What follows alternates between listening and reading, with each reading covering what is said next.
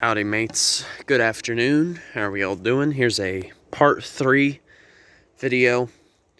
So, still at a similar portion of the park at Oscar Scherer, but this is the Lester Finley Trail. So this goes a bit further to the west, leading close to the park entrance.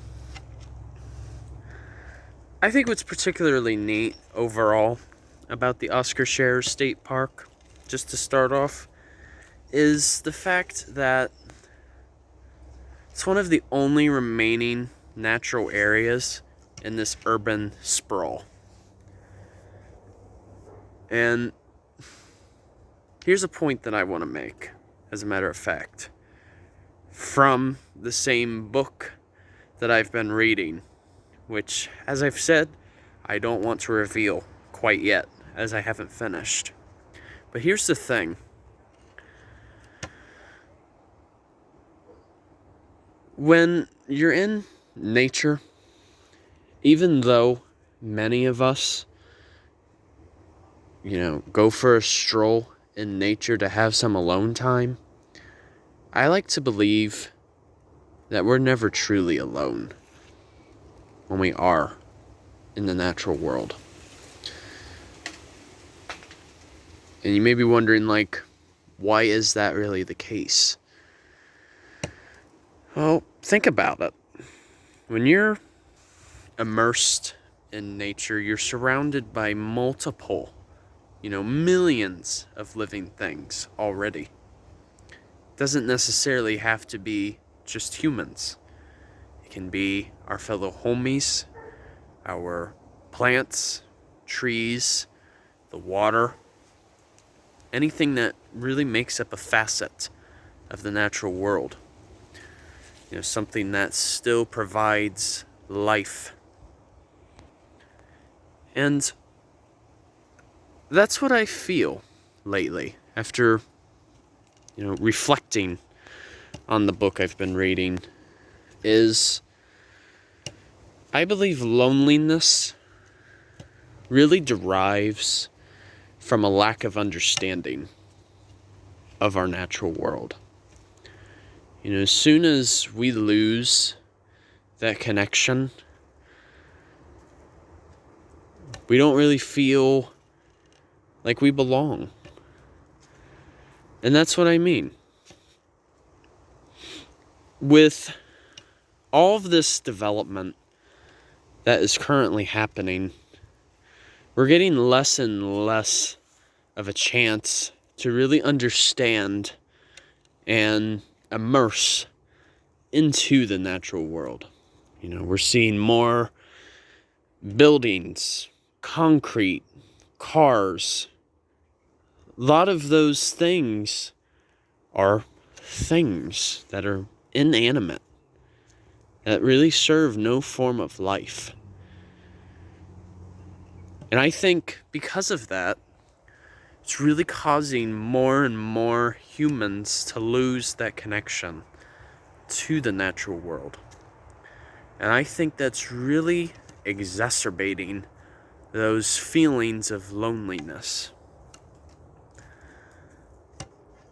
And that's really the reason why I really do my page in the first place, is for individuals, whether it be friends or even family, to just take a few minutes out of their day and take some time to view photos and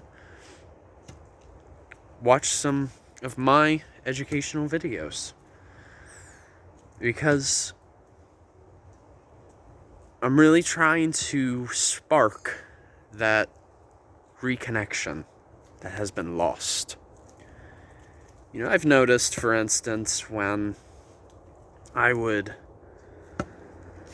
volunteer with my mentor, Garrett Stewart, through the Eco Preservation Project with some of his kids, they already have that natural sense of curiosity of what is around them.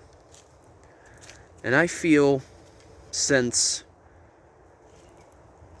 our modern world has become so overwhelming with just unimportant things.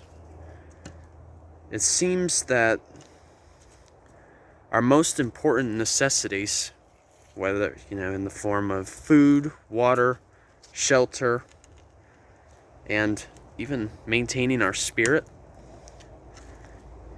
that has diminished.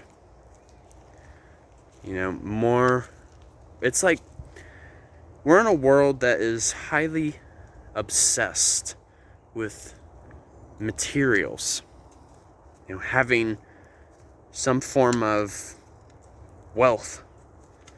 And I don't mean just in money, but just anything in general. Or like having to toot your own horn in order to even get attention from others. It's just, I think it's sad, unfortunately. And that's why,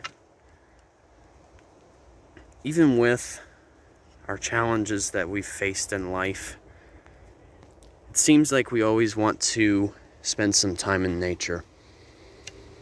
Because I think it really helps us get back to that equilibrium.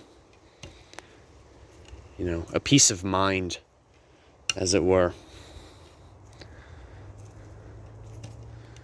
I mean, think of it. Like this hardwood hammock, for instance. We have the food chain, right? The food chain refers to essentially what homies eat what other homies. And like, even the ground. Though we may not see it immediately, there's so much life going on that we can't even fully comprehend it. Because it has such a high magnitude. Especially like with the decomposers, for instance. You could grab just one little slab of soil, and there could already be hundreds of thousands of microorganisms that are in that slab of soil. So that really brings me back to my point. Is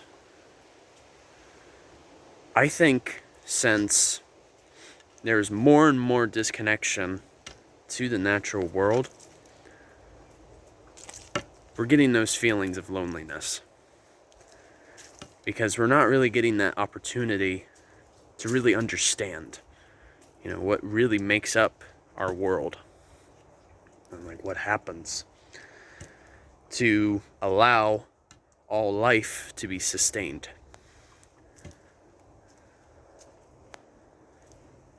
So I hope you guys really learned a point in this video. Is though we may feel lonely at times, which I've honestly suffered that my whole life,